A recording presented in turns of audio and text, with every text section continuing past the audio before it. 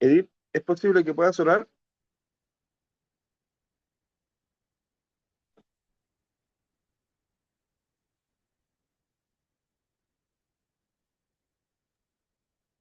Perdón, pastor, ¿a quién le dijo? No le escuché. Edith, ¿puedes orar? Claro, pastor Arturo. Gracias. Padre amado Jesús, estamos delante de su presencia, Señor, para darte gracias, Padre, por un día más de vida, Señor. Gracias, Padre amado, por tu bondad, Señor, porque tú has sido bueno, Señor, con cada uno de nosotros, Señor. Te pido, Padre, que en esta tarde, Señor, ya después noche, Señor, tú estés abriendo nuestro entendimiento, Señor, para poder aprender de tu palabra. Usa a tu hijo, tu siervo, Señor, para que tenga paciencia, Señor, y ocupe palabras sabias, Señor, para cada uno de nosotros. Padre, te pido por aquellos que no puedan estar, Señor, por aquellos que están retrasados, están en sus trabajos, en sus hogares, Padre amado, y donde quieren que estén, Señor, sean bendecidos, Señor, con tu palabra. Gracias, amado y eterno Jesús, y te lo pido todo en el nombre de tu amado Jesucristo. Amén. Amén. Esta es la penúltima clase. Esta es nuestra penúltima clase. Quisiera antes preguntarles a todos si se oye bien, si logran escucharme bien. Sí, súper. Gracias. Mejor no me van a ver, es lo que hay, así que por ese lado no hay mucho que arreglar, pero sí me gustaría saber si me oyen bien. Bien, como dije, esta es nuestra penúltima clase. Nosotros estábamos programados para tener estas 8 clases y terminamos la próxima semana. Justamente como teníamos las clases los miércoles, había un miércoles que coincidía con mi cumpleaños, así que ese día, esa semana yo la había usado como comodín para no hacer clase.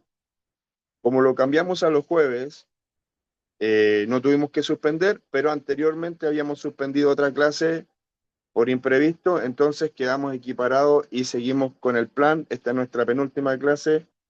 La semana que viene terminamos este ciclo del libro de los Hechos. Agradecido al Señor por este tiempo, agradecido al Señor por lo que nos regala, por la posibilidad de compartir estos estudios, estos módulos que ya se terminan y que fueron 4 durante este año, y que ha sido de gran bendición para mí y espero que para ustedes también. No me voy a comenzar a despedir solo a modo de reflexión y decir que ha sido un bonito tiempo cada clase, cada tiempo que hemos pasado juntos. Bueno, vimos la semana pasada que Pablo comienza a predicar, ¿no? Se da a conocer el Evangelio en diferentes lugares, comienzan a pasar diferentes cosas, hay milagros, hay sanidades, hay gente que se convierte al Señor junto a su familia, hay visiones, hay una serie de cosas que han ido ocurriendo y eso implica que uno se sienta contento, ¿no? Que la iglesia siga avanzando, que siga creciendo, que siga aumentando el número de creyentes. Pero junto con eso hay una serie de problemáticas que se van suscitando, una serie de conflictos y, y en la medida que el evangelio se propaga, vimos la semana pasada, como dije, el primer viaje misionero, en la medida que el mensaje se propaga en ciudades no judías, comienzan a aparecer alguna serie de conflictos justamente con los judíos. Y hemos visto que ha llegado a los no judíos, sin embargo, las tradiciones comienzan a ser un problema. Aquí es donde comienzan a existir unos problemas que deben tratar, deben resolver. Eh, Pablo se siente muy libre de predicar. Pablo está muy contento de llevar el Evangelio a todas las ciudades que más puede, pero se va encontrando con una oposición no solo judía, sino que también judía cristiana, que quiere imponer reglas y normas a los nuevos creyentes que no son judíos, aquellos que son gentiles, quieren imponer las leyes judías. Entonces ahí se genera un problema con aquellos hermanos, con aquellos cristianos que son judíos, ¿ya?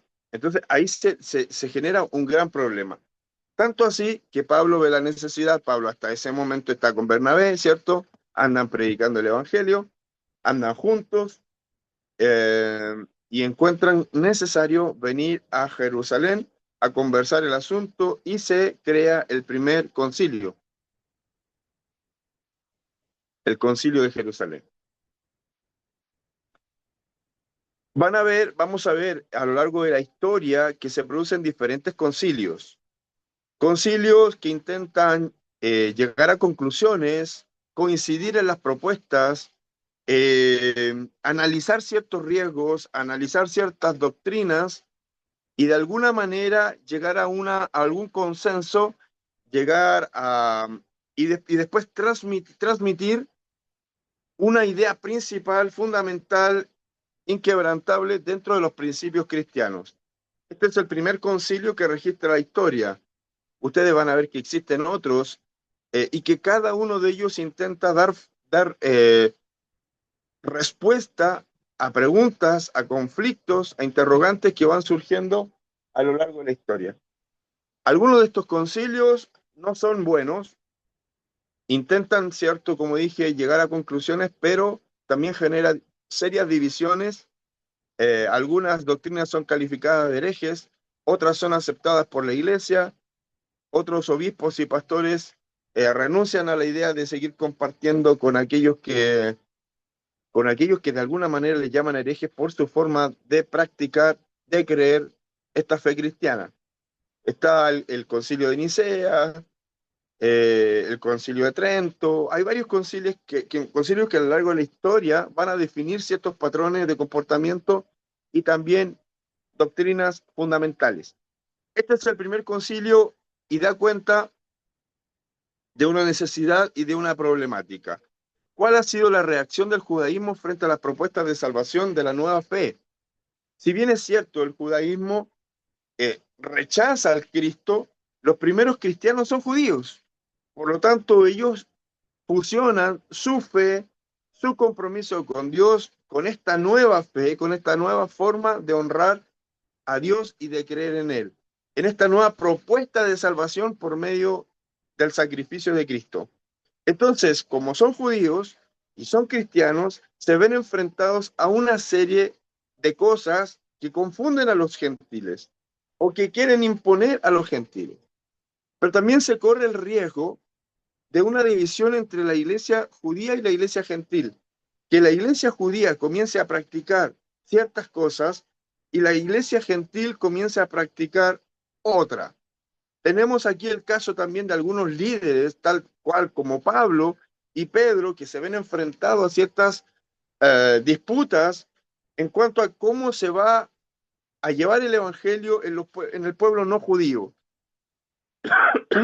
Y Pablo acusa a Pedro, Pablo pelea con Pedro, incluso lo llama hasta de hipócrita, que su práctica del evangelio es hipócrita, que está en casa de los no judíos y que cuando está con los judíos practica la fe. Entonces esta disputa, esta confusión, estas diferencias son llevadas a este concilio.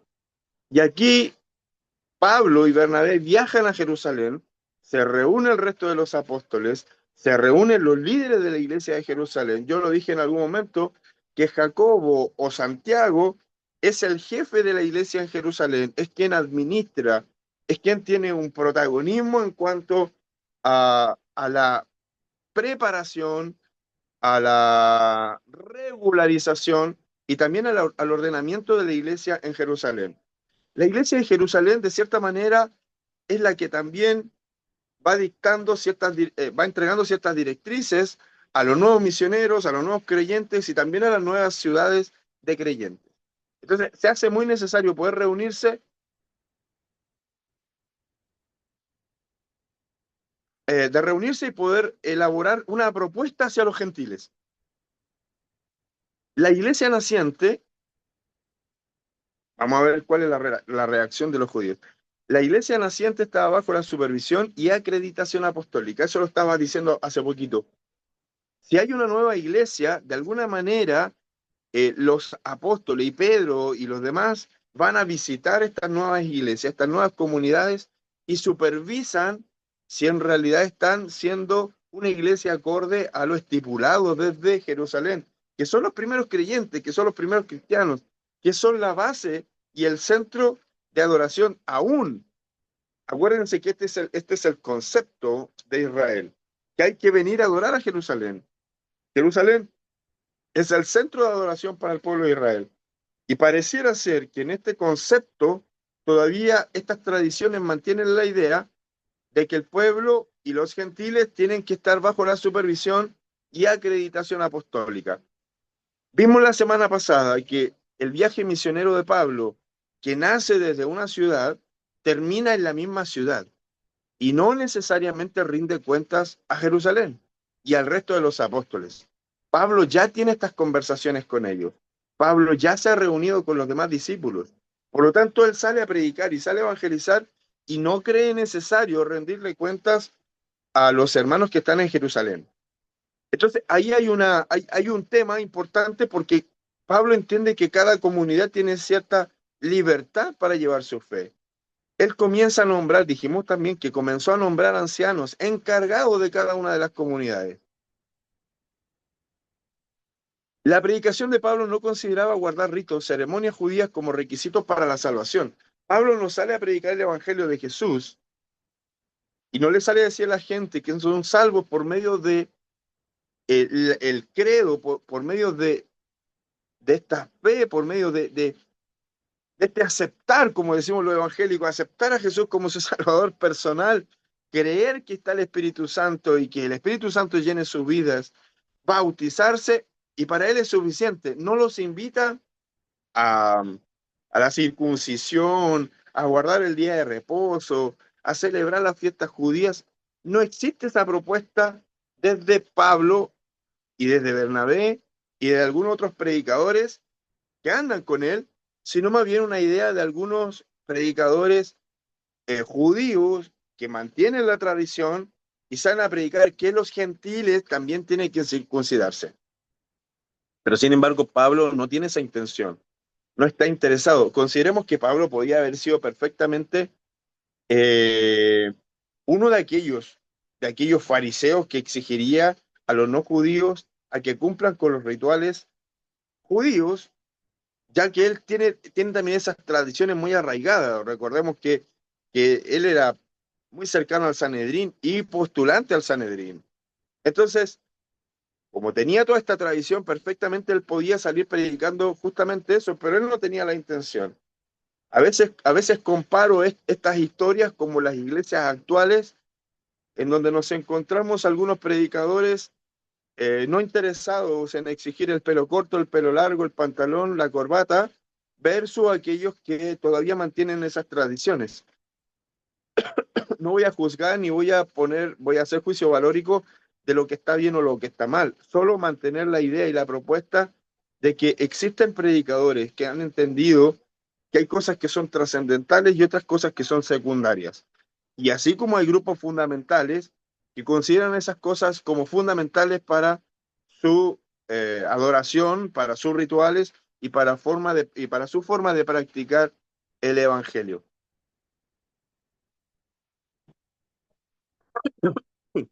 Dentro de la reacción de los judíos, también dentro de las iglesias fundadas en el primer viaje misionero, contaron con una gran oposición del judaísmo. Pablo no va a Jerusalén a rendir cuentas y nombra ancianos. Esto fue lo que mencioné antes.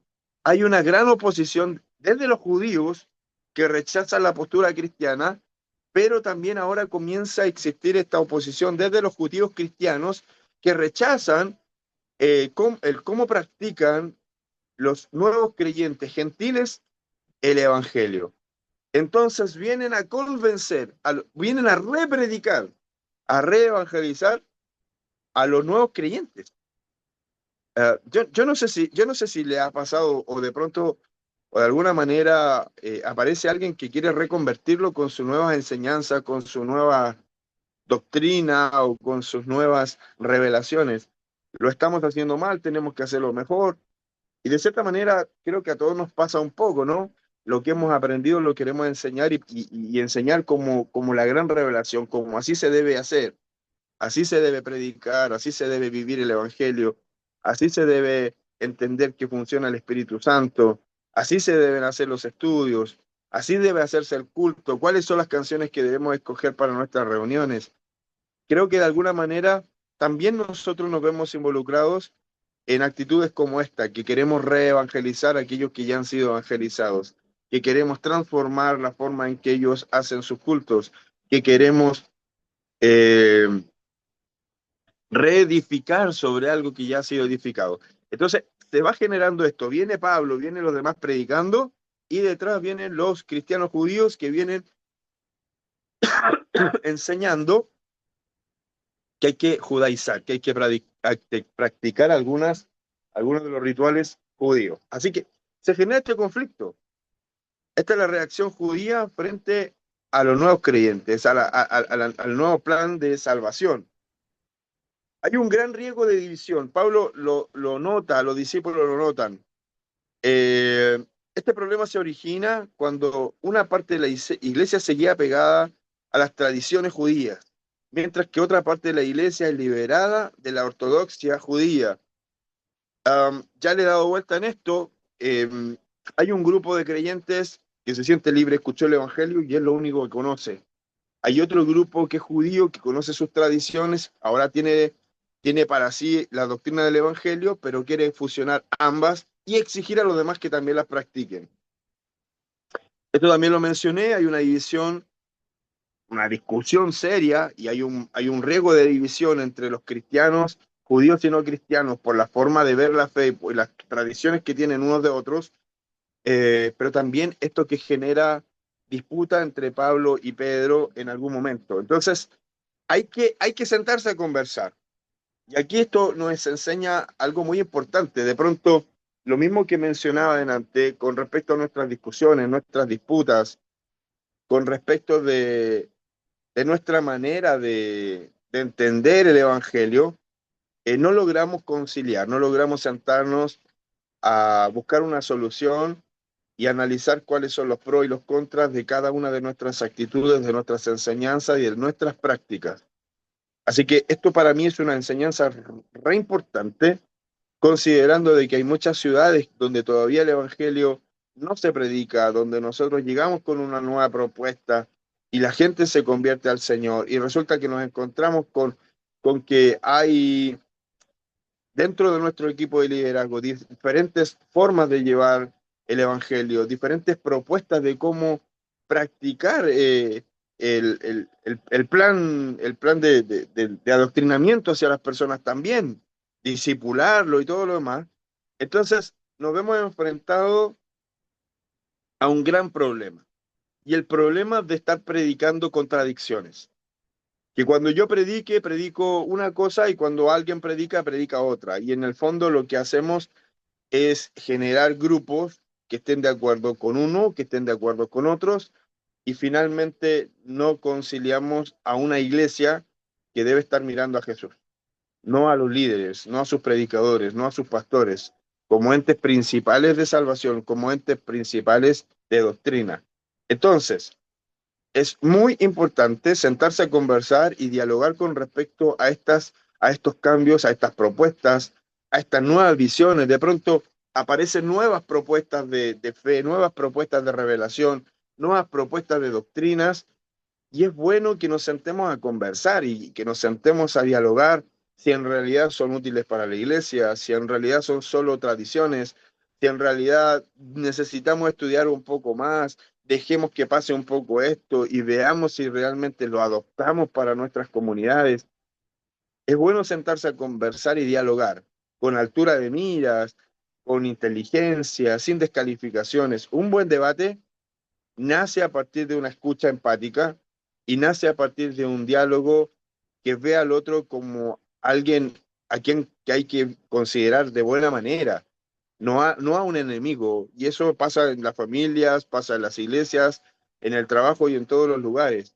somos parte de un equipo, todos queremos que esto crezca, todos queremos que esto avance, todos queremos que esto tenga un buen final. Entonces, de alguna manera, es muy importante que seamos capaces de, de relacionarnos y de resolver nuestros conflictos, como dije, con esta altura de mira, con esta capacidad de negociación y con inteligencia buscando el análisis de los pros, los contras, de las amenazas y de los riesgos que pueda tener la comunidad al momento de tomar una decisión de cambio o al momento de tomar una decisión de qué aceptamos y qué no aceptamos. Sobre todo, insisto, hablo de las corrientes nuevas que van apareciendo, de profecías y de formas de hacer iglesia. Todos los cambios fueron produciendo crisis dentro de nuestras comunidades. Aquellas que estaban acostumbradas a los instrumentos convencionales de cuerda, banjo, guitarra, y de repente se vieron enfrentados a que un grupo de cristianos quería utilizar la batería, la guitarra eléctrica, el bajo, y se reduce un coro de 50 personas a 5 personas. Entonces, eso generó una crisis dentro de la iglesia. Cuando de repente dijimos, ya ahora las hermanas iban a predicar y había una propuesta en donde la Biblia decía que la mujer callara en la congregación y se generan estas disputas y se generan estos conflictos y nos vemos enfrentados a una división interna porque estamos en desacuerdo en la forma en que vamos a vivir ahora, de ahora en adelante, como por decirlo de alguna manera, este nuevo evangelio. A pesar de que esto para muchos es nuevo, pero sin embargo, cada pueblo tenía su propia religión. Cada pueblo era muy religioso y tenía una cultura religiosa. Lo vamos a ver, creo, ya, no sé si en la última lámina, nos vamos a encontrar con un pueblo que es demasiado religioso y vamos a ver cómo este evangelio va penetrando y le va enseñando a ellos esta nueva fe, esta nueva religión. Así que tienen a veces también su propia religión, es un problema para el cristianismo. Así que obviamente hay que conciliar, hay que supervisar, hay que negociar, hay que explicar con claridad. Entonces, para mí esto del concilio es muy importante. Es entender que el Espíritu Santo se mueve de diferentes maneras, que lo aprendido se convierte en un fundamento para enseñar a otros, pero que estos nuevos problemas, estos nuevos conflictos, debemos reducirlo a un concilio, a un análisis, a, a una discusión con altura de mira. Así que nos vemos enfrentados a esto y me parece muy sensato lo que hace Pablo, lo que hace Bernabé, venir a conversar con los discípulos y venir a hablar qué es lo que le van a exigir realmente a... ¿Qué se le va a exigir a los gentiles?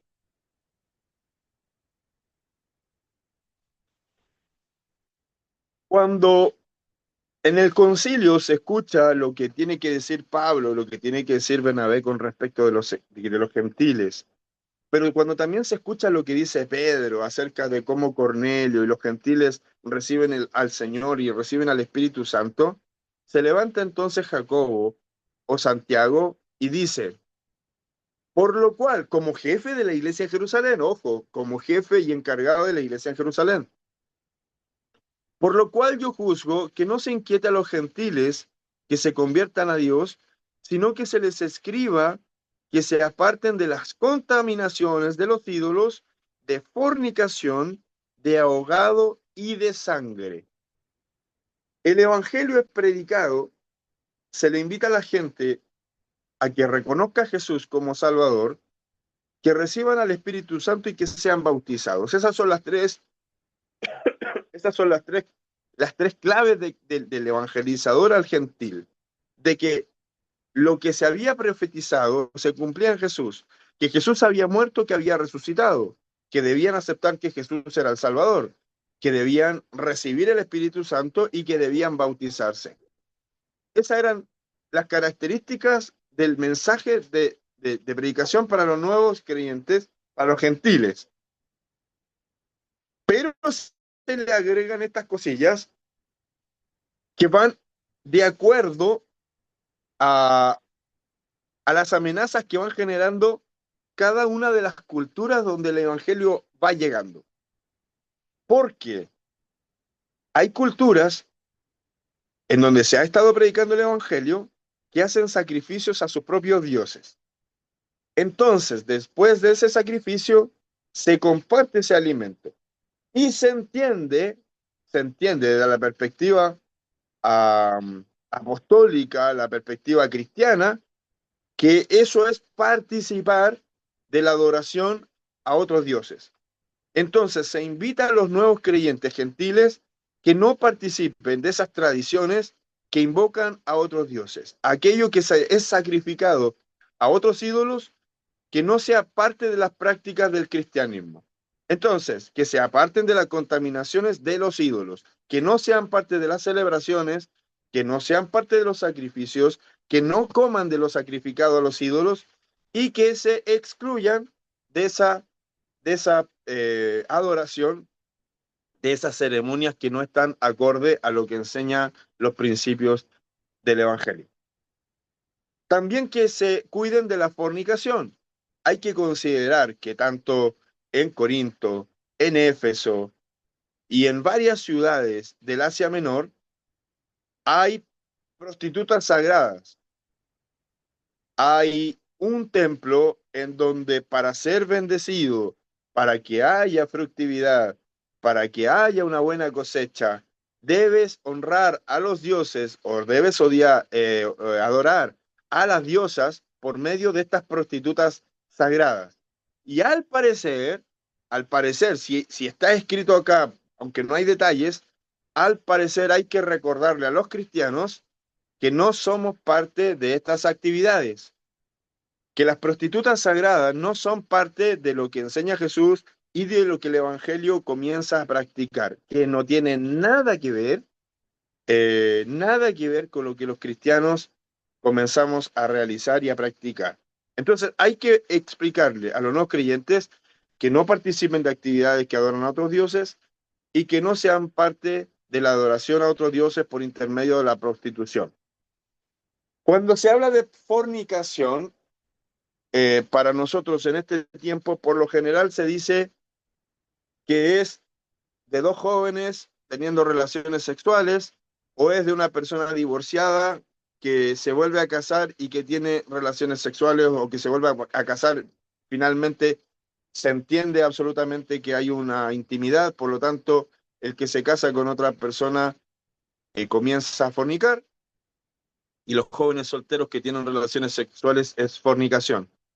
Es habitual escuchar eso en nuestras comunidades y es habitual entender que es así, pero la verdad es que porneia, la palabra porneia, habla justamente de esta fornicación, de estas prácticas que desde el cristianismo se consideran inmorales, esta práctica con las prostitutas sagradas. El acto de prostituirse y pagar para, para estar con estas prostitutas y conseguir una bendición de parte de los dioses. Así que cuando se llama a los cristianos a que se cuiden de esto, no necesariamente se les invita a que tengan una conducta moral intachable, sino que dejen en cuanto a su conducta sexual frente a otras mujeres, otros hombres o dentro de tener relaciones sexuales, como dije, sin haberse casado, pero principalmente está abordando el tema de la prostitución, que se entiende como prostitución sagrada y que es parte de los rituales de adoración y de bendición dentro de algunas culturas. Así que hay que aclarárselo a los hermanos que esa cultura que ellos conocían es reemplazada por esta nueva cultura de integridad y de cuidados morales. También se invita a los nuevos creyentes a que se guarden de comer comida o alimentos de animales ahogados y de comer sangre. Y esto también, ouch, ¿sí? Vamos. Hola. No, para servir. Marcelo, ¿se te activó?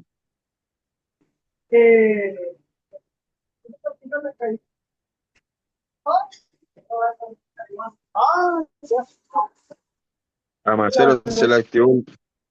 Marcelo, ¿estás?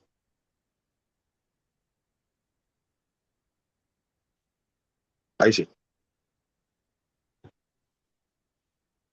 ¿Cómo muteamos a Marcelo?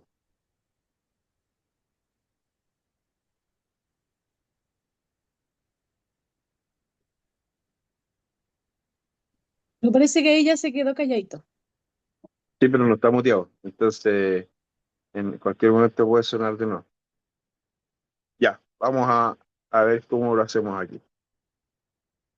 Eh, También dentro de las prácticas está esta idea de que se mezcla la sangre con el vino y desde la perspectiva judía, la sangre es la fuente de la vida y hay un respeto absoluto por la sangre. Hoy día hay muchos creyentes que dicen que no comen prietas, otros que sí, pues la Biblia habla en el Nuevo Testamento de que nos guardemos de sangre, pero muchos de estas actitudes, perdón, muchos de estos casos que los cristianos quieren corregir, tienen que ver con cuestiones de adoración, con cuestiones de fe, involucran necesariamente la fe. Existían ceremonias donde los animales eran desmenuzados, eran destrozados. Entonces, finalmente, como que los judíos cristianos, los apóstoles están diciendo, si vas a comer a un animal, mátalo de una manera natural, mátalo de manera en que este animal sea parte de tu supervivencia, para sobrevivir, no una cuestión, eh, por decirlo también de alguna manera, no un deporte de asesinato, destrozar el animal simplemente por, por, por juego, sino más bien ser respetuoso con el alimento, con la creación de Dios y que no tenga nada que ver con una adoración a otros ídolos, a otros dioses, ya y otras prácticas, ya que no tenga nada que ver con otras prácticas religiosas, porque finalmente lo que busca el cristianismo no es sincretizar. Y de aquí es que no queremos sincretizar con el judaísmo, mucho menos vamos a sincretizar con, con ideas de otros pueblos, de otras culturas. Entonces no fusionemos las religiones. El cristianismo es entregado por Jesús, si bien es cierto, hay gran parte que nace del judaísmo, pero no se le va a exigir a nadie que practique el judaísmo y no se va a permitir, o es la idea, que no se mezclen las culturas con el evangelio. Pastor, una consulta, tocando este tema de la sangre. Yo he escuchado hartos temas, ya sea en YouTube, en estudio, obviamente unos a favor, unos contra. Yo la verdad no sé qué hacer. A mí me encantan las prietas, pero también donde dicen, hasta la como con culpa cuando las como. Entonces, yo sé que nadie tiene la verdad absoluta, pero me gustaría que me pudieran orientar un poquito más por ahí. A mí me gusta lo que dice Pablo. Pablo dice que comamos de todo lo que hay en la carnicería. Pablo dice que no nos limitemos en comidas o en bebidas. Para mí hay algo que es súper importante y aquí voy a dar mi opinión porque me la pediste, pero para mí no es tema. Y no es tema en cuanto a las comidas. Yo creo que deberíamos sentir más culpa cuando comemos papas fritas que cuando comemos prietas, porque hace más daño. Con respecto de la religión o de la fe, tanto la sangre como los ahogados, como las prostitutas, como los ídolos, eh, tergiversan a ver, o dañan un poco la fe que estamos llevando. Ya tienen que ver con la forma en que nosotros llevamos a cabo nuestra religión. O sea, interfieren en nuestra adoración. Entonces, cuando se toma esta determinación, lo que se busca es que ninguna de estas prácticas que se da en otras culturas tengan algo que ver con el Evangelio. Que no haya interrupciones, que no haya mezcla, eh, que no haya interferencia entre lo que se está enseñando y lo que se había aprendido por una cuestión cultural. Pero no tiene que ver con la sangre. Podría ser pastor así como un ejemplo burdo, pero creo que entender su idea. Sería como, por ejemplo, yo me junto con una amiga y empezaron juguemos, no sé, por algo, y matamos, no sé, por una vaca y sacamos la sangre y hacemos como adoración a la naturaleza y nos tomamos, ahí ya como que entraría un poco a ser errónea comer sangre, no así comer en una casa por alimentarme. Estoy más o menos lo que usted quiere decir, ¿o no? Sí, eso es lo que estoy diciendo, que no tenga relación con un tema religioso, porque ahí estamos practicando el sincretismo. Y es algo que los discípulos están cuidando, están preservando el evangelio puro, lo que enseñó Jesús, sobre todo porque eran prácticas comunes. Como dije, mezclaban la sangre con el vino para sus ceremonias también. Entonces, para el judío la sangre es sagrada, ¿ya? Para el judío la sangre es sagrada. Yo me tomo de las palabras de Jesús o del Señor cuando está hablando con Pedro. No llames impuro lo que yo he santificado. Está hablando de los alimentos, está hablando de los gentiles, ¿cierto?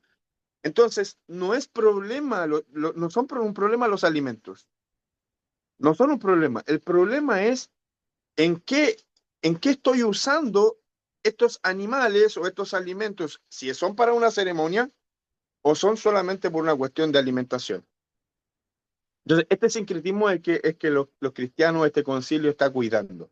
De ahí, como dije, que no se habla de aquellos jóvenes que tienen relaciones antes de casarse, sino que está hablando de la prostitución sagrada, porque son parte del culto, como la sangre, como los ídolos, como los ahogados y como bueno, ya repetí la sangre. Estas cuatro cosas son utilizadas para adoración, para honrar a otros dioses. Entonces, lo que busca este concilio es que si en verdad quieren honrar a Dios, lo hagan guardando estas cosas, que se cuiden de estas cosas, porque de esta forma ofenden al Cristo que ellos están predicando. Y eso sería todo. A modo de conclusión, según mi percepción y según lo que yo entiendo, no hay ningún problema con respecto a la alimentación. Debemos cuidar nuestra alimentación. Y probablemente si comemos sangre todos los días, nos va a hacer daño, como todo, como todo. Así como aquellos que comen fruta todos los días y no comen nada más, también le hace daño, porque tenemos que tener una alimentación equilibrada. Pero esto tiene que ver con cuestiones religiosas, básicamente con cuestiones religiosas. Entonces, lo que está diciendo el concilio, que nos cuidemos de no involucrarnos en actividades Lápiz. que adoran a otros dioses. Perdón, pastor, ¿puedo hacer una pregunta? Claro, Yo fui a un matrimonio y se supone que era cristiano. A ver, no quiero, a ver, estoy ocupando mal la palabra, pero ya, yo tengo por cultura religiosa en que nada, me escandalicé dentro de mis creencias que los vi bailar. Y yo dije, no sé si estará bien o mal, pero de repente me veo que con el tiempo, y no hace mucho, tenía que hacer ejercicio, po. Entonces yo lo busqué de una manera entretenida y fui a Zumba, por ejemplo. Pero igual como que me empecé a escandalizar un poco, pero yo necesitaba moverme porque otro ejercicio, aparte que igual hay que entender que ahora los gimnasios igual están más costosos y todo eso, yo lo hacía de una forma más respetuosa. Pero quiero que me oriente en ese sentido porque para muchos cristianos hoy el cantar una canción secular dirigida al amor no es pecado. El bailar, si bien no de una forma escandalizada, tampoco es pecado. Pero soy yo la que no se quiere escandalizar. Es como que no es que me importe mucho lo que diga el resto, pero soy yo la que quiero un poco no sentirme así. Eso. sí, entiendo. Voy a tomar el mismo ejemplo. Voy a tomar exactamente el mismo ejemplo. Si hoy día hiciéramos un concilio y tuviéramos que hablarle a los nuevos creyentes y decirles qué pasa con el baile, yo les diría que, por ejemplo, verme bailar a mí sería un pecado, o más pecado yo practicar el baile, ¿ya? Porque lo hago muy mal. Eh, pero si usamos nuestro baile para adorar a otros dioses, a ídolos, si utilizamos nuestro baile como adoración y nosotros nos hacemos parte de eso, yo diría, ¿sabe qué? Estamos en un error. Tal cual como muchos padres han impedido que sus hijos bailen la tirana, por ejemplo, porque les parece que ese baile está orientado a una imagen, a un credo que ellos rechazan. Y ok, y yo digo, perfecto, es parte de lo que ellos creen. Pero estar en un tiempo de celebración, estar en un tiempo de, no sé, de fiesta, y si nos tomamos el tiempo para bailar, a mí me parece correcto. Creo que la danza judía no es la danza religiosa aceptada por Dios. Eh, la danza es baile, y el baile que se practica con prudencia, el baile que se practica no perjudicando al otro, cuidando mi integridad, que no sea inmoral, ¿cierto? No creo que tenga ningún problema. ¿Y por qué lo digo? Porque puede caer algún baile por ahí que es demasiado erótico y sensual, y no sé, pues voy a estar yo como esposo mirando a mi esposa bailando con otra persona de manera erótica y finalmente yo que estoy afuera voy a estar diciendo eso no parece correcto, ¿no? Entonces creo que también tiene límites y hay que saber abordar el tema. Ahora, si tú me dices, ¿bailar es pecado? No, para mí no es pecado, bailar no es pecado. En la Biblia aparecen muchos bailes y ninguno de esos bailes fue considerado pecado. El pecado sería hacerlo de manera incorrecta, hacerlo de manera inmoral y hacerlo hacia otros dioses, que finalmente es lo que nos está diciendo el concilio, ¿no? Que prioricemos nuestra adoración a Dios y que no seamos parte de las adoraciones a otros dioses en sus prácticas, ¿ya? Entonces, es como lo que estamos viendo acá. Ahora, si tú me... A ver, yo por eso delante cuando yo hablaba con respecto de ciertos líderes, yo me siento en el papel de Pablo, como un líder religioso que está en otra volada, que ve las cosas de otra manera, que no le importa si alguien canta el amor o no le canta el amor, que no le importa si entre cristianos hay karaoke con canciones que no sean de la iglesia, que si tienes que comer carne o no tienes que comer carne o sangre o no sangre. O sea, yo me siento en el papel de Pablo diciéndole a ustedes que mi percepción del Evangelio nos entrega ciertas libertades de conciencia. Ahora también quiero ser súper claro. De pronto hemos aprendido ciertas cosas que nos hacen sentir culpa y somos muy culposos. Pero también quiero ser claro. De pronto, si tú haces algo que te hace sentir culpable, aprende, aprende si eso realmente es pecado o deja de hacerlo porque te hace sentir culpable. ¿Se entiende?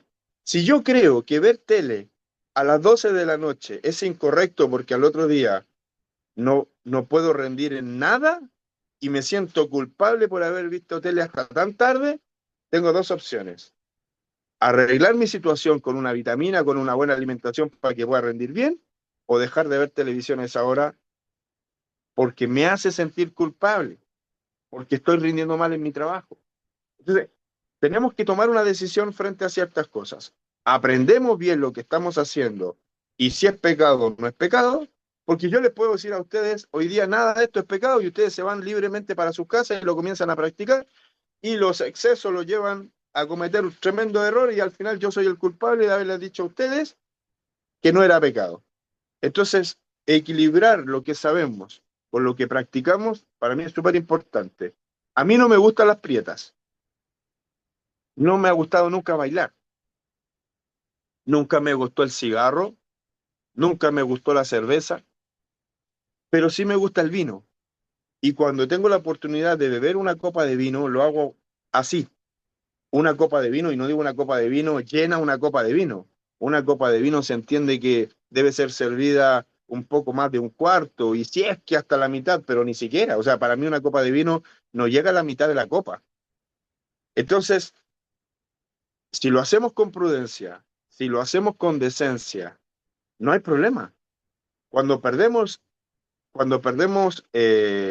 conciencia, cuando nos excedimos, es cuando provocamos desastres. La Biblia dice, no os embriaguéis con vino en lo cual hay disolución. Antes bien se lleno del Espíritu Santo. Entonces uno dice, ok, yo encuentro que buena onda estar con los amigos y tomarnos una botella y otra botella. Si no estamos haciendo nada malo, estamos en nuestra casa, estamos compartiendo. Pero si la Biblia me dice, antes bien sed llenos del Espíritu Santo, ¿por qué no agarro a esos mismos amigos, tomo una guitarra, buscamos al Señor, hacemos una oración? ¿Por qué siempre nos tenemos que tomar 10 botellas de vino? Entonces, el hecho de ser equilibrado, hablar del Señor, compartir de nuestra fe en nuestras reuniones de amistad, también es interesante, también es bueno, nos alimenta, nos bendice, nos instruimos, nos edificamos. Entonces, Edith, el problema no es bailar, sino el cómo, sino el cómo. ¿Y para quién? ¿Cuál es el contexto? ¿Es por salud? ¿Es por alegría? Bailen, bailemos. Me encanta ver bailar a mis hijas porque tengo una, la menor, que está en un grupo folclórico, y me encanta ir a verla bailar, y me encanta grabarla, y me encanta festejar que no se baila solo el 18 de septiembre, sino que se puede bailar en febrero, se puede bailar en noviembre, marzo, da lo mismo. Son nuestros bailes típicos. Y ver jóvenes, muchos jóvenes bailar, ver muchos jóvenes cantar en agrupaciones folclóricas, me hace sentir contento de que nuestra cultura está siendo difundida entre los jóvenes, no solo entre los viejitos. Entonces, por bailar no es tema. El cómo, para quién, para qué, si es prudente, no es prudente, por ahí va el tema más allá. Entonces, en este caso, esto es para cuidar la integridad de la fe, más allá de la alimentación y más allá de las simples relaciones sexuales, como dije antes. O sea, una persona no puede, por mucho que sea joven y no se haya casado o lo que sea, no puede, enseñamos que tiene que cuidar su cuerpo, que no tiene que practicar relaciones sexuales con diferentes personas. Pero en este caso puntual, al utilizar la expresión porneia o fornella, está hablando de fornicación sagrada o prostitución sagrada que se practicaba en algunos templos. Entonces lo que se está haciendo acá, invitando a la gente a que no practique cosas que afectarían la adoración a Dios y que Dios no ha pedido. Dios no ha pedido que haya fornicación, Dios no ha pedido que sacrifiquemos, que hagamos ceremonias con ahogados, Dios no ha pedido que bebamos sangre para adorarle, Dios no ha pedido. Entonces, contaminación de los ídolos. Y dentro de ellos hace un desglose y ese desglose es lo que se practica con esos ídolos. Así que esa es la invitación de este concilio. No sé si logro responder y no sé si son satisfechas digamos, su interrogante, pero yo le doy mi opinión. Acá los hermanos saben que se pueden tomar una cerveza sin ningún problema. El problema es que si se toman un barril o si después de tomársela terminan peleando. Entonces, finalmente, creo que en todos los casos, la prudencia, como hacerse un tatuaje, como ponerse un aro, como cortarse el pelo, teñirse el pelo, ponerse un pantalón, ponerse una polera, una camisa, tiene que ser con prudencia. Todo tiene que ser con prudencia. Nuestra manera de hablar, nuestra manera de comportarnos, con prudencia. Hay hartas cosas que se enseñan, y aquí yo también tengo un debate. Hay hartas cosas que se enseñan como que no son tan malas. No sé si me pueden entender. Oye, si no es tan malo tomarse un vino, oye, si no es tan malo tomarse una cerveza, oye, si no es tan malo bailar, oye, si no es tan malo ir a fiesta. Entonces justificamos tanto lo que no es tan malo que nos olvidamos de practicar lo que es muy bueno. Enfatizamos más en hacer lo que no es tan malo en vez de enfatizar en hacer lo que realmente es muy bueno. Porque pareciera ser que dentro de nuestros jóvenes es mejor ver reels que leer la Biblia. Pareciera ser que dentro de nuestras familias es mucho mejor comer en un McDonald's que sentarse a la mesa a compartir los alimentos, cocinar juntos y hablar del Señor. Entonces, aquellas cosas que son muy buenas, practiquémoslas y no justifiquemos aquellas que no son tan malas. ¿Ya? ¿Se entiende? Espero no le genere tanto ruido eso, pero sí que podamos entender que el equilibrio siempre va a ser muy beneficioso.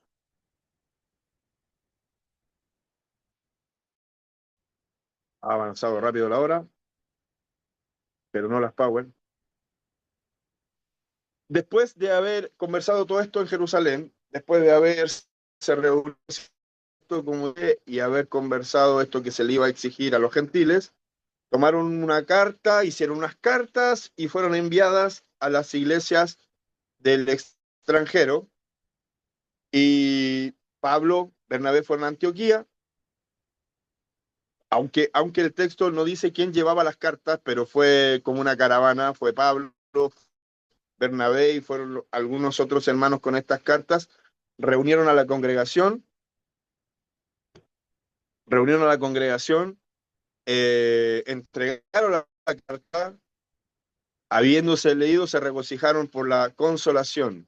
Judas y Silas, bueno, en este caso esta carta la lleva Judas y Silas, como ellos también eran profetas, consolaron y confirmaron a los hermanos con abundancia de palabras. Ahora, ¿por qué hay personas que deben ser consoladas? Como dijeron ustedes en algunos comentarios, ya sea Edith como Viviana, de pronto debemos ser consolados porque hemos creído que toda la vida hemos sido culpables por hacer cosas que nos dijeron que eran muy malas. Pareciera ser que estas personas, al no ser circuncidadas, al no tener cómo cumplir, hay que recordar que los judíos, ni siquiera los propios judíos pudieron cumplir la ley. Sin embargo, le están exigiendo a otros que la cumplan. Y estos gentiles que no tienen cultura judía, que no saben abordar el tema, que no tienen conocimiento de los profetas, que no saben en qué consiste la ley, tienen estas exigencias de otros hermanos que han venido a decirles que tienen que cumplir la ley. Me imagino que debió ser doloroso para ellos. Saber que querían honrar a Dios, pero que en sus prácticas no podían. Que todo lo que hacían o que todo lo que vivían era insuficiente. Que las exigencias de Dios eran mayores, que las exigencias de la religión eran mayores y que no estaban en condiciones de honrar a Dios con sus prácticas, porque era muy difícil. Entonces, imagínense que de pronto llega el Evangelio a tu vida y te vuelve una persona muy alegre y te sientes rescatado, te sientes salvado, pero llega un manual en el que tienes que cumplir una serie de cosas y no puedes, y te ves que no puedes y que no hay forma de cumplir. Y llegan estos hermanos, llega Judas y Silas, trae la carta, le entregan las cartas, leen las cartas y lo deben consolar y decir, ¿saben qué? Tranquilos, hermanos. El Señor los ha salvado, el Espíritu Santo ha venido sobre ustedes y son creyentes, de verdad, son fieles creyentes. Así que anímense. Y bueno, dicen que fueron abundantes sus palabras. Yo no sé si ese abundante tiene relación con que estuvieron todo un día, toda una mañana, toda una noche, no sé cuánto, pero la Biblia no usa comúnmente esta palabra, este lenguaje para decir Pablo estuvo muchas horas predicando o fue muy abundante. Bueno, lo importante es que fueron consolados y que los hermanos entendieron que lo que habían recibido de Dios estaba correcto.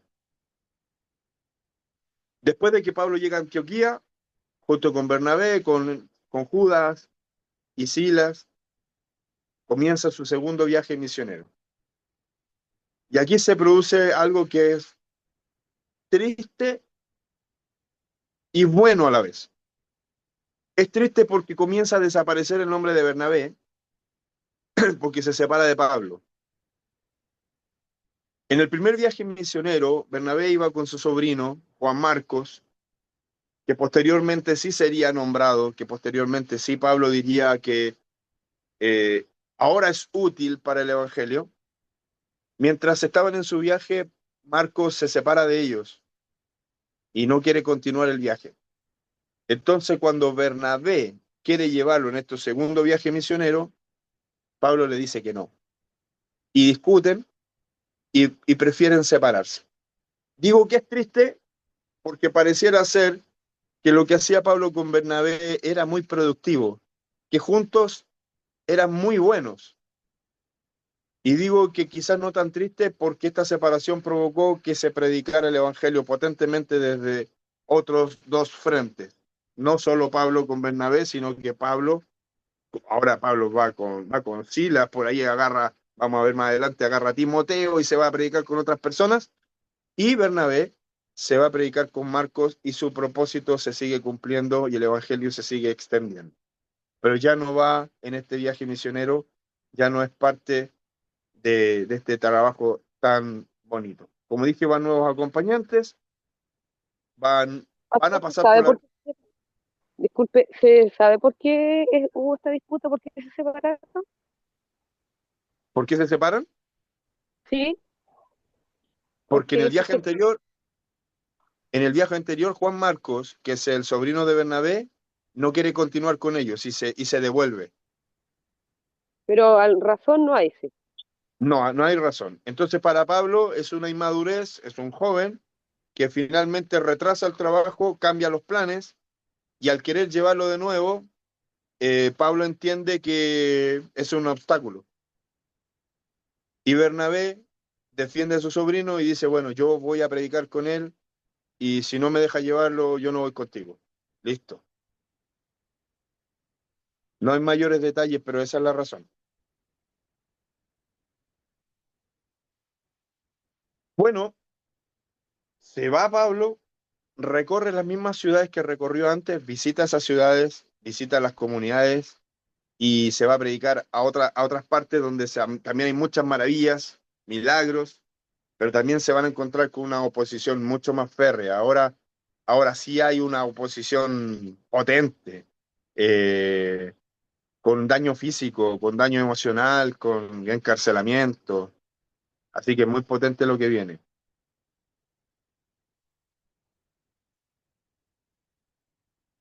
Aquí está el relato. Después de un tiempo, Pablo le dijo a Bernabé, volvamos a visitar cada una de las ciudades donde ya antes predicamos la palabra del Señor para ver cómo andan los nuevos creyentes. Bernabé estuvo de acuerdo eh, y quería llevar con ellos a Juan Marcos, pero Pablo se opuso terminantemente, ya que Juan Marcos los había abandonado en Panfilia y no había continuado con ellos en el trabajo. ¿Ya? Esa es la explicación del texto bíblico del por qué Pablo no quiere llevar a Juan Marcos. Su desacuerdo fue tan intenso que se separaron. Bernabé tomó a Juan Marcos consigo y navegó hacia Chipre. Pablo escogió a Silas y al salir los creyentes lo encomendaron al cuidado misericordioso del Señor. Luego viajó por toda Siria y Sicilia fortaleciendo a las iglesias. Ese es el texto que nos habla de su desacuerdo.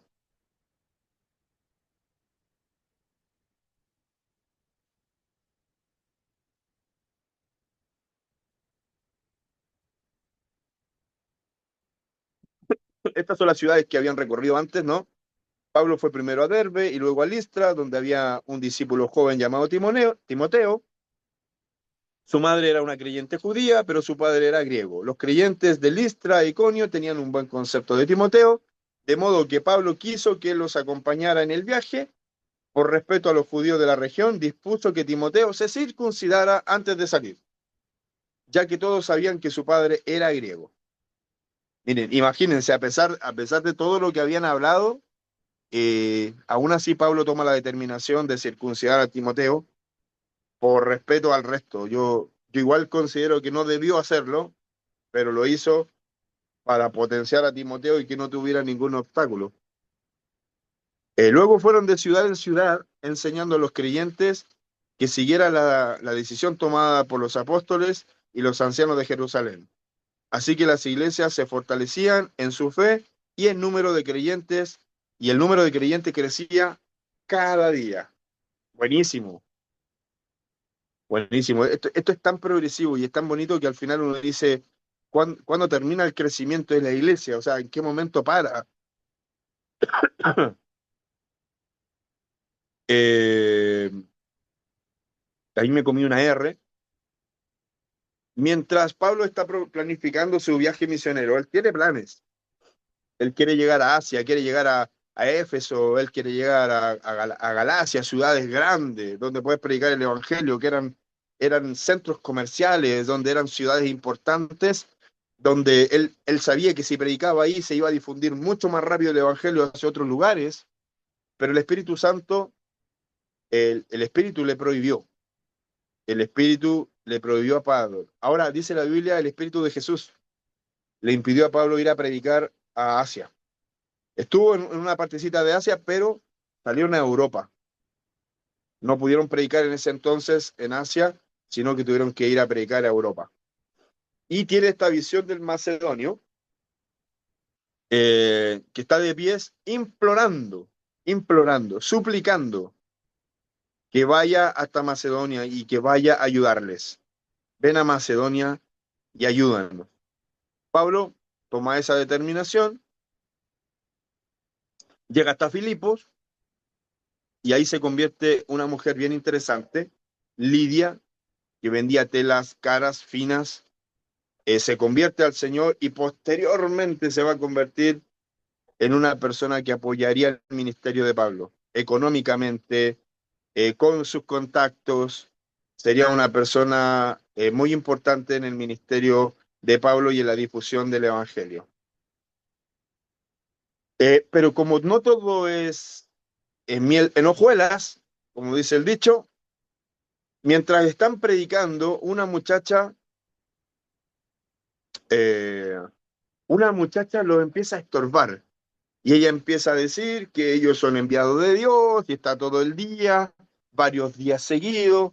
Esta muchacha tenía un espíritu de adivinación, tenía dueños, los dueños ganaban dinero a costa de esto y de repente Pablo, en el buen chileno, se choreó, dice la Biblia que se cansó, le expulsa el espíritu y los dueños de la chica se enojan, se molestan porque se les acabó el negocio con esta adivinadora.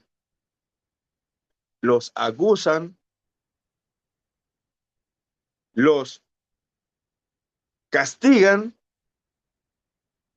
y los meten a la cárcel.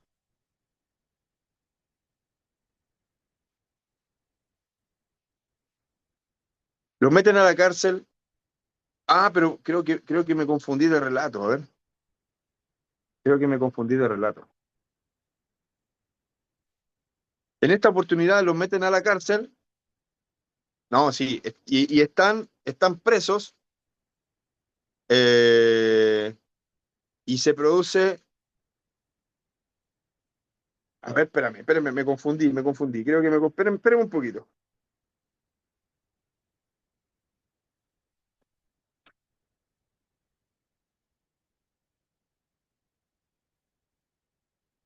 No, estoy bien.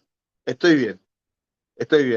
que está nuevamente en la cárcel y se produce otra situación eh, que tiene otro relato, pero me confundí con las cárceles. Bueno, esta chica sale el espíritu, ¿cierto? Los acusaron, los meten presos y ellos cantan himnos. Me encanta, me encanta la actitud de Pablo, me encanta la actitud de Silas y quería rescatar y tomar esto y decir, qué difícil cuando somos acusados injustamente poder adorar a Dios igual. Qué difícil es cuando lo estamos pasando muy mal, igual tener una conciencia de que Dios es nuestra prioridad y que es el centro de nuestra adoración. Qué difícil es honrar a Dios en los momentos difíciles. Cuando el otro día yo leía un WhatsApp de alguien que escribía, bueno, era un grupo no cristiano a todo esto, no es un grupo de una iglesia, es un grupo más social, y donde alguien decía, bueno, Dios Dios actúa a tiempo. Ya que le decía yo, como que cuestiono eso y me parece que Dios, me molesto con Dios y lo encuentro bastante injusto porque no nos ha ayudado en nada. Eh, y a veces cuando las cosas no funcionan, nuestro, nuestra actitud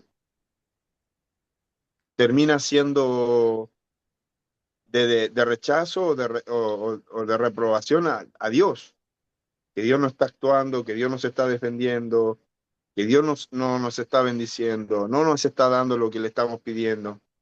Entonces, generalmente viene como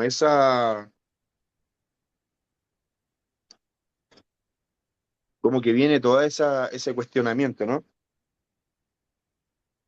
Maltratan a mis hermanos, los meten a la cárcel, se produce, se produce un temblor, se produce un temblor y el carcelero se quiere suicidar. Se quiere suicidar y Pablo le dice que no lo haga, que ellos están ahí,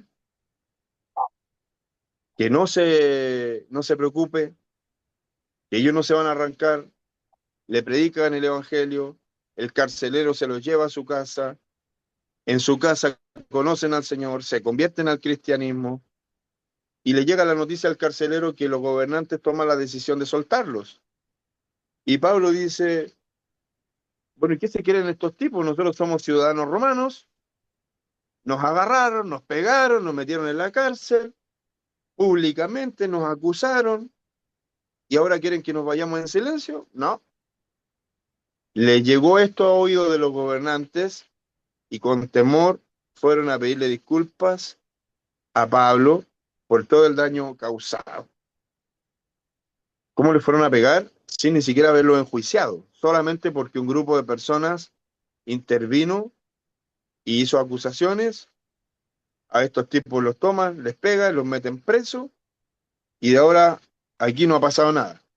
Entonces Pablo, como buen ciudadano romano, como buen reclamón, como algunos de nosotros, exige que se haga justicia, apela a que es ciudadano romano, como dije, y los tipos tienen que venir a pedir disculpas.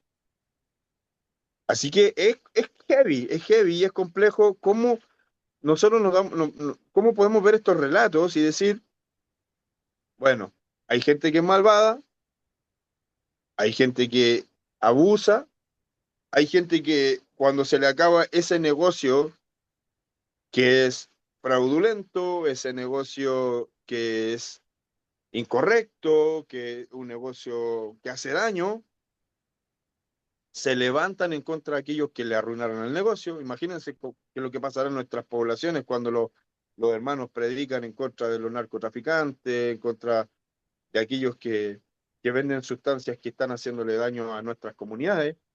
Me imagino cómo deben sentirse los narcos con todos estos predicadores que le están arruinando el negocio. Además, se llevan la gente para su iglesia, se convierten en estos drogadictos y se le empieza a disminuir el negocio de algunos. Me imagino que tomarán alguna acción, ¿no?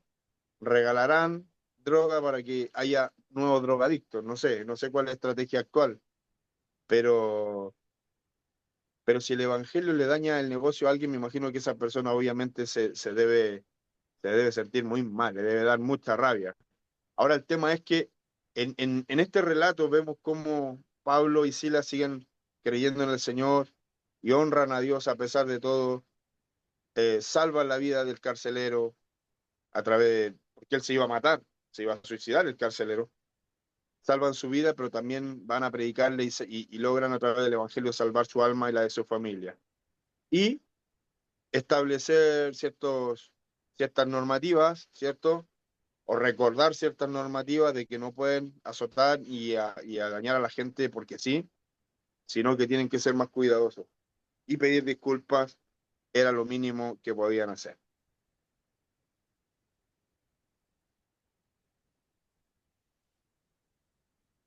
Otras ciudades son evangelizadas, no hay mucho detalle acá, solo que Pablo va a Tesalónica, predica y se produce un gran alboroto también son acusados. que andan predicando cosas que no son correctas para la ciudad. Eh, Pablo también debe huir de Berea, los hermanos lo toman y lo sacan de ahí.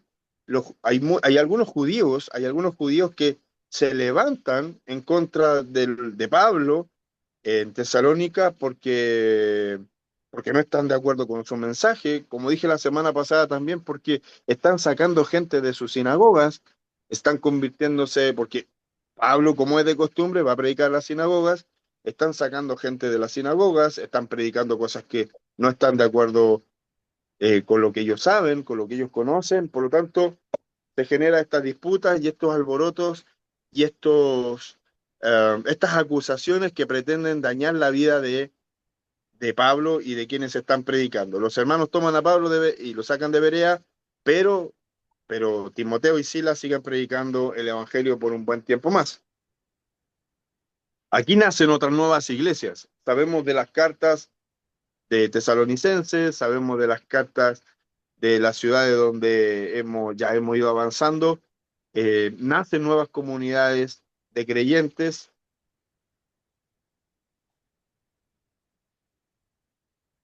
Pablo, después de salir de estas ciudades, se va a Atenas, se va a predicar, ciudad reconocida por los grandes filósofos, pueblos profundamente idólatras, hay más de 3.000 estatuas, ¿no? Y Pablo aprovecha una oportunidad porque Pablo está predicando y lo toman los epicúreos, ¿no? Los estoicos, que son dos grupos de filósofos importantes, y dicen, vamos al Areópago, vamos a discutir el tema, porque hay cosas que no las entendemos muy bien. Y se lo llevan al Areópago y Pablo ve este mensaje, ¿no? Al Dios no conocido. Pero dentro de todo, dentro de todas las leyendas que hay, dentro de todas las estatuas, dentro de todas las placas, se encuentra con esta que dice al Dios no conocido. Y le dice que se dan cuenta que son muy religiosos y que él le va a predicar a este Dios no conocido. Y empieza a predicar el Evangelio. Estos filósofos no entienden muchas cosas, le dicen que, bueno, hay cosas que sí, hay cosas que no, la resurrección y todo lo demás. No están muy de acuerdo, no les simpatiza el mensaje, toman la decisión de irse, pero sin embargo, dice el relato bíblico que algunos creyeron y le siguieron. A veces me ha pasado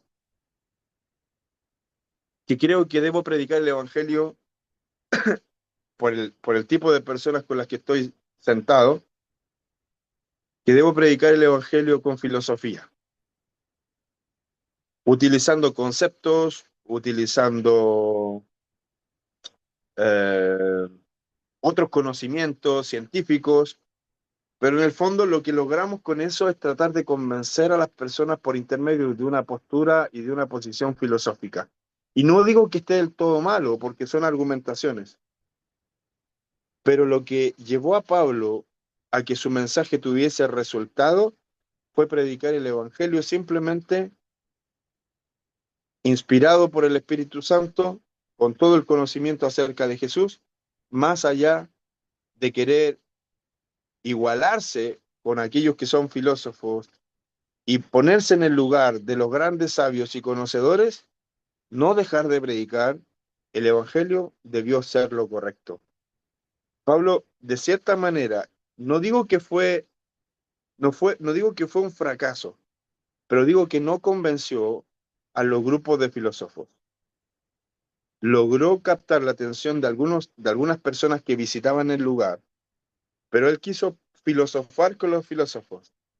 Pero desde mi perspectiva, a pesar de que dije que no fue del todo un fracaso, que tuvo éxito su mensaje porque hay personas que conocieron al Señor, de pronto el predicar el Evangelio con filosofías no es el mejor camino.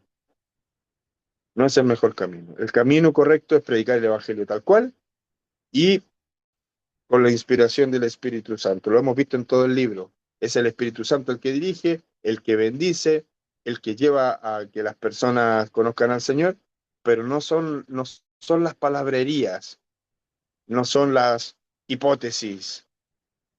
No, termina siendo el Evangelio tal cual como como lo hemos conocido desde siempre.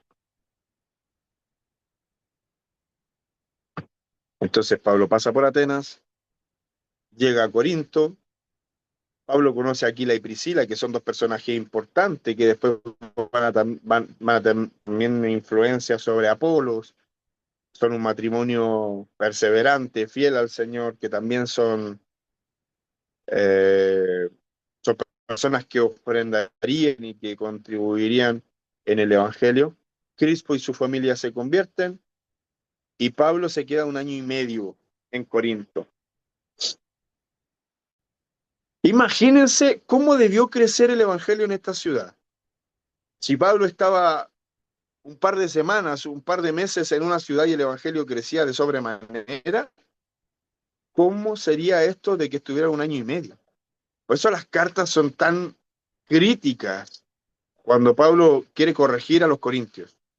Es una ciudad corrupta, es una ciudad que tiene mala fama, es una ciudad que tiene doble puerto, es una ciudad totalmente comercial, cosmopolita, es una ciudad en donde hay mucha influencia religiosa, como es portuaria, hay mucha gente que viene de paso, que deja recurso económico, que se lleva productos, donde también hay mucha prostitución, donde también hay muchos vagos, eh, mucho delincuente de la época, donde los filósofos han hablado muchas cosas malas de Corinto.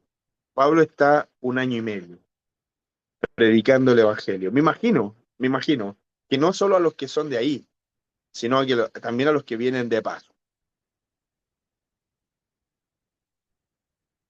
Se supone que Pablo escribe 3 cartas a los Corintios.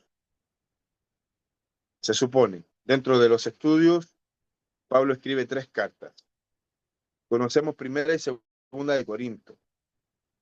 Por ahí, algunos piensan que parte de segunda de Corinto es tercera de Corinto o que hay una tercera carta que se ha perdido. Pero imagínense la influencia de Pablo en Corinto. Por eso que tiene tanta confianza, tiene tanta confianza al escribirlo después y al hablarles tan duramente de alguna manera y decirle, oye, si estuvimos tanto tiempo, ¿cómo pervirtieron el Evangelio? ¿Cómo no son capaces de corregir estos problemas? ¿Ya? Tiene la confianza suficiente debido a que, imagínense, estuvo 1 año y medio con ellos.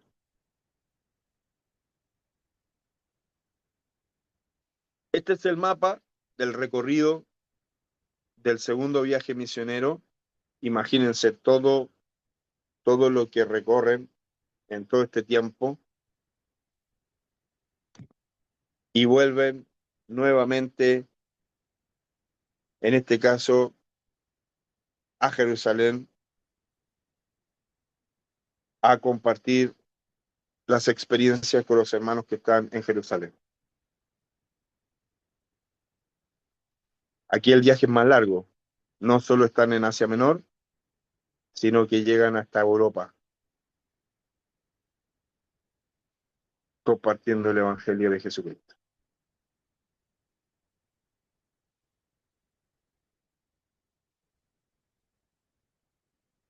No sé si hay alguien que tenga alguna pregunta.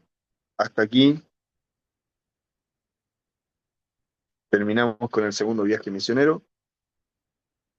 Yo tengo una pregunta, pastor, pero no sé si sea caso que ahora que nombró algo, siempre me quedo esa duda respecto a, nunca la vamos a ver tampoco, espero que usted tenga la respuesta, pero sí una inquietud que tengo, ¿por qué si Jesús dio la orden de predicar el Evangelio a toda lengua, toda tierra, ¿por qué el Espíritu no quiso que fuera para Asia?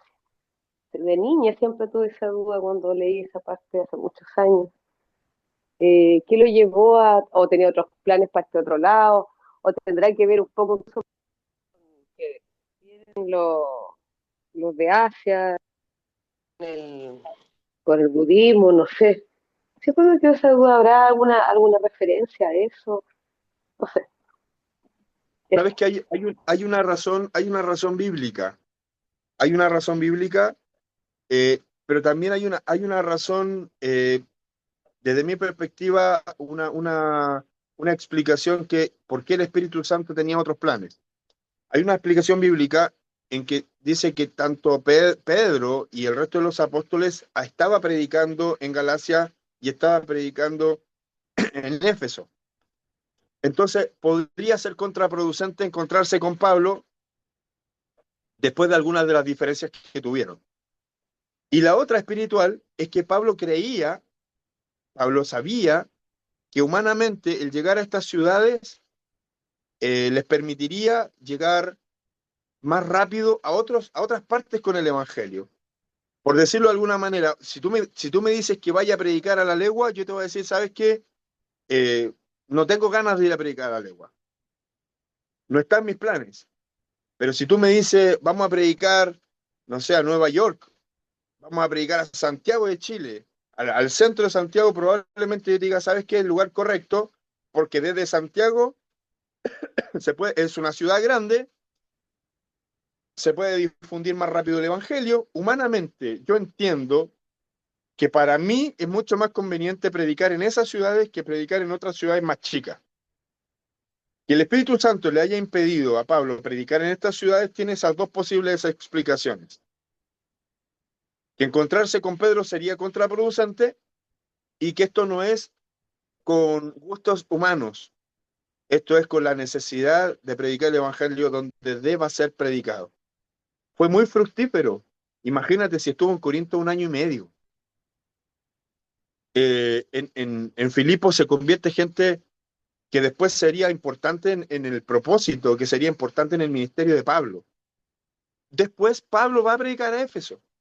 Después Pablo va a predicar a los Gálatas. Lo hace. Está dentro del propósito de Dios, pero no en el tiempo.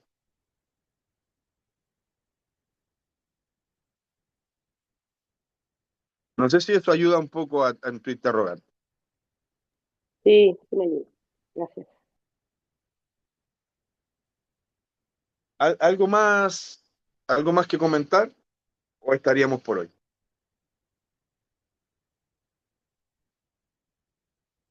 ¿Los demás están o dejaron solamente el Zoom encendido? Súper, súper claro. Sí, Es estamos como, bien, Clarito. Sí, estamos aquí. oh, María, no te había visto. No, no, no sé quién está realmente. No los puedo ver. David, ¿me escucháis? ¿Sí? Mira, yo tengo también una teoría, el hecho de por qué quizá no se llegó a predicar, o como decía eh, ¿Viviana? Viviana, Viviana, quizá a esas ciudades o a esos lugares en Asia, que para mí, mi forma de pensar también, va en el hecho de que tenemos un libre albedrío en el cual esas ciudades quizás no aceptaban el Evangelio de Dios y al final era ir directamente a morir a esos lugares. No, no sé si en esos tiempos era igual a como es ahora. No, no, en realidad no lo sé. Pero yo creo que también va en eso, que si en este caso Pablo tenía el Espíritu de Dios y si lo guiaba a tal lugar, era por algo, pues, no era ir y chuta, ya te voy a sacrificar y anda a morir, porque independiente sé que allá no te van a aceptar. Me imagino yo, no sé si estoy equivocado, pero yo creo que también tenía algo que ver ahí el, el tema de que ellos no aceptaban también el Evangelio. ¿Será tan Sí, así? yo igual quiero hacer una aclaración. Asia es muy grande y el propósito de Pablo no era predicar en la China, por ejemplo, porque no conocía. Para ellos eso un territorio desconocido. Esto es conocido como el Asia Menor.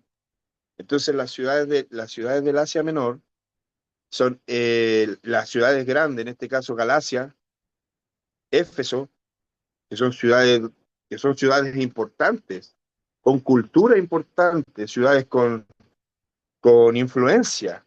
Entonces, no es que Pablo no haya podido ir a predicar a la China, porque la China no está en su mapa,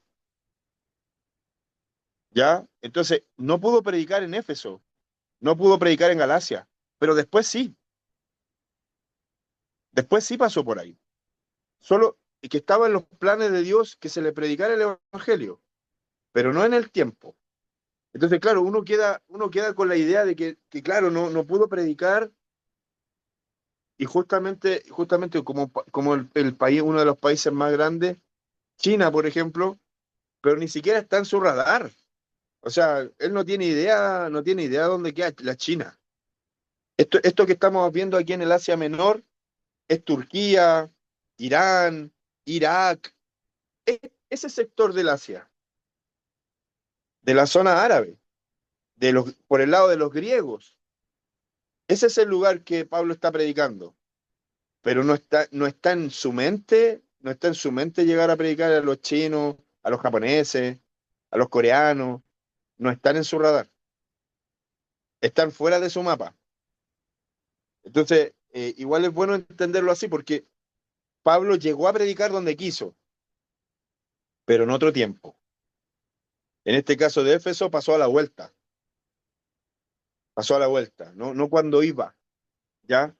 Pero, pero la razón no era que corriera peligro su vida, porque, insisto, o sea, en todos los lugares donde iba podía correr peligro su vida. Si lo andaban persiguiendo, le querían pegar, lo querían maltratar. De hecho, ya se ganó unos azotes, ¿no? Pero no tiene relación con lo que nosotros pensamos de Asia, del Asia de los chinos japoneses, sino que de Asia Menor, las ciudades grandes del Asia Menor. ¿Sí? ¿Se entiende hasta ahí o no? O voy a poner voy a poner un mapa donde aparezca toda el Asia, ¿ya? Pero esta es conocida como el Asia Menor.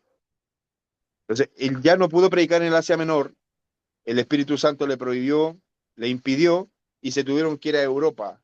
Y pasaron, la primera ciudad es Filipos, ¿ya? Pero a la vuelta, después de salir de Atenas y de Corinto, se viene a Éfeso, que es una ciudad de Asia donde Pablo quería predicar, junto con Galacia y otras ciudades grandes del Asia Menor. Pero en primera instancia, Pablo no pudo predicar en esas ciudades.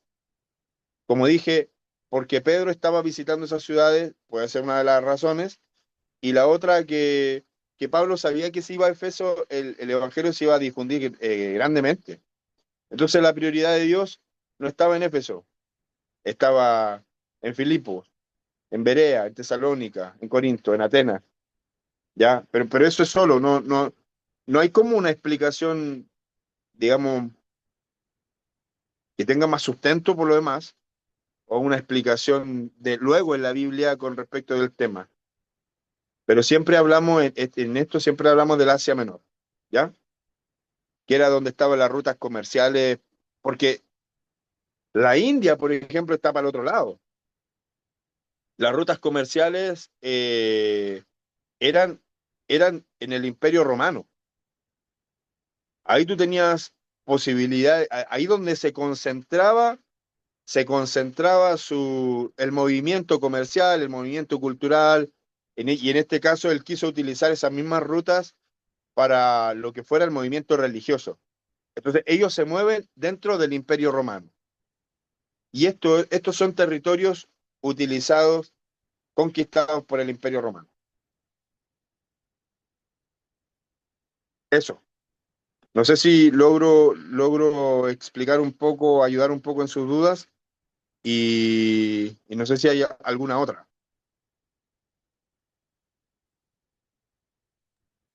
Por mi parte estoy más claro. Ya, buenísimo, gracias. Felipe, Dime. ¿puedes orar antes de que nos vayamos? ¿Ya? ¿Sí? ¿No hay problema? Ya, buenísimo. Muchas gracias, hermanos. Oremos. Ahora, Señor, te damos gracias, Padre, por este día, por esta clase, por nuestro profesor, por nuestro pastor. Señor, te pedimos que tú en esta clase, bueno, como en todas, Señor, tú nos des el conocimiento y abras nuestra mente para poder retener todo lo que hemos estudiado, Señor, y que podamos entender para poder expresarlo si algún día nos toca conversar o predicar, Señor, de tu palabra con otras personas. Eh, es difícil a veces cuando uno no tiene grandes conocimientos, a veces, Señor, yo sé que es difícil poder expresarse, pero por eso también creo que este grupo ha tomado la decisión de aprender de tu palabra, aprender de tu cultura, de la forma en que quizás tú querías expresar tu voluntad.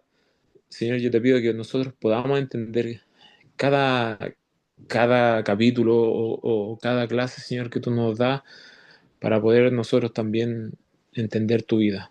Muchas gracias, Señor, por cada alumno que está en esta noche, Señor. Danos ánimo cada jueves a que podamos seguir animándonos a aprender de tu palabra. Muchas gracias por nuestro pastor que tiene la voluntad de enseñarnos, Señor. Bendícelo grandemente y danos un descanso, señores, en esta noche para poder mañana seguir trabajando. Bendícenos grandemente, te lo pido, Señor, por nuestros hermanos, por nuestros compañeros y por nuestro pastor. Muchas gracias, Señor, te lo pido en el nombre de Jesús. Amén. Amén. Muchas gracias. Amén. Buenas noches a todos. Buenas Amén. noches. Buenas noches, bendiciones a todos, que descansen. Buenas noches, Buenas Dios. noches.